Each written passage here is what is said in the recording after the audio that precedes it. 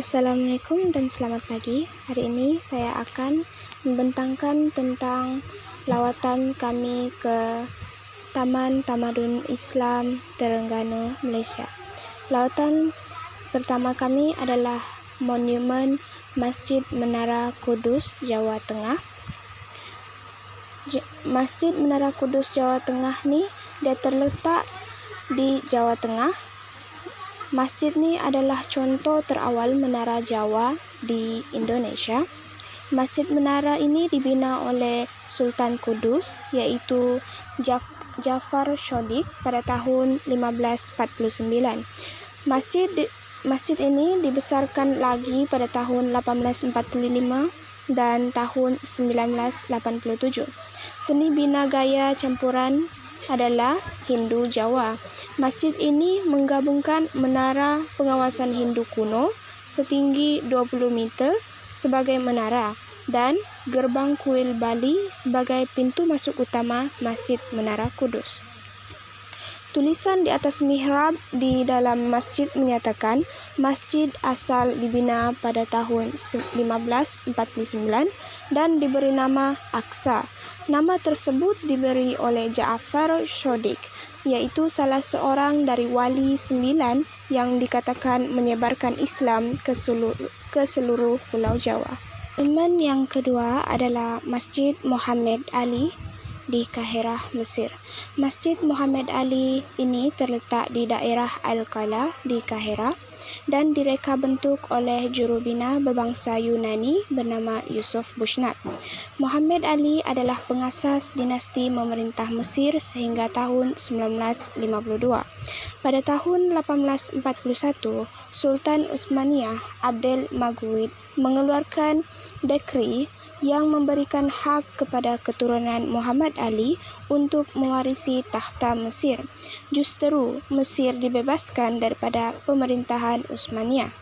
Muhammad Ali memutuskan untuk membina masjid bermodelkan Masjid Sultan Ahmad di Turki. Kerja membina masjid ini bermula dari tahun 1830 sehingga tahun 1848. Masjid ini juga dikenali sebagai Masjid Alabaster kerana banyak menggunakan alabaster yang diperoleh daripada Bani Suef. Dua buah menara masjid ini adalah setinggi 270 kaki. Terdapat dewan sembayang yang luas 170 kaki. Di atasnya terdapat sebuah kubah gaya Utsmaniyah. Masjid ini dibina mengikut model Masjid Biru di Turki. Muhammad Ali membina masjid ini dan beliau disemadikan di sebuah pusara yang dihiasi tugu marmar yang terletak di sebelah kanan pintu masuk. Monumen yang ketiga adalah Masjid Sheikh Lutfallah, Iran. Masjid ini dibina pada awal abad ke-17 oleh Shah Abbas. Binaan air pancut dan taman-tamannya daripada Jubin Biru yang menakjubkan merupakan salah satu keistimewaan Masjid Sheikh Lutfallah yang menjadikannya sebuah binaan ulung dalam seni bina Islam. Masjid ini adalah salah satu rekaan agung seni reka Iran Safavid, mengambil nama Sheikh Lutfallah Maisi Al-Amili, iaitu cendekiawan dan guru terkenal. Masjid ini dibina oleh Shah Abbas I untuk bapa mertuanya untuk menggantikan sebuah masjid yang sudah tua. Kemudian masjid ini dijadikan sebagai masjid diraja sebelum Masjid Imam dibina. Kubah masjid ini tidaklah tinggi. Ia adalah antara beberapa contoh binaan Safavid yang menggunakan kubah tunggal. Arkiteknya ialah Ustaz Muhammad Riza bin Husin, iaitu anak kepada Husin yang bertanggungjawab membina Isfahan. Tulisan khot direka bentuk oleh juru khot bernama Ali Riza Y. Abbasi. Monumen yang keempat adalah Masjid Sultan Singapura.